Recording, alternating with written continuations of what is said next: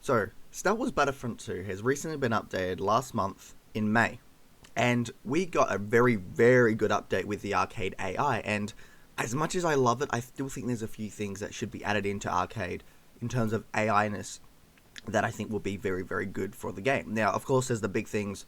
We want big open maps, we want big open game modes, we want Conquest, or we want Galactic Supremacy offline. That's the obvious stuff, and I'm like, yeah, okay, that's it. But in terms of smaller stuff, I think things like some extra upgrades. First up, as much as fun as the AI is, from running around, shooting, getting out of your way when they know you're coming for them, to run, to use their abilities more, and even stick together, I feel like we need a little few more things. One being rolling. The AI needs to roll. They don't roll yet, but online in Galactic Supremacy they do, and rolling really helps add more depth to the characters in AI. So, what I mean by that is, imagine you're in a shootout. Bang, bang, bang, bang, bang. You're about to get the headshot on the enemy, and he rolls out the way. And you're like, holy shit. Whoa. And you've got to re-go for it, but he gets a few pot shots in, and you're low on health, and he kills you.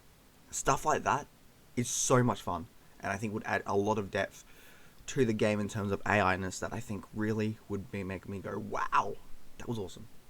Another one is somewhat obvious. Hero AI and Special Unit AI. Now, Special Unit AI would be fantastic, at the very least. And obviously we got Hero AI onto that. Wow, awesome. Because if you were to give us that, Hero AI, Special Unit AI, before we got a big open game mode, I think 90% of the offline community would be happy. Because we could still play the same old small maps, but they'd have an extra challenge to it. Because, holy shit, we can fight against heroes / special units.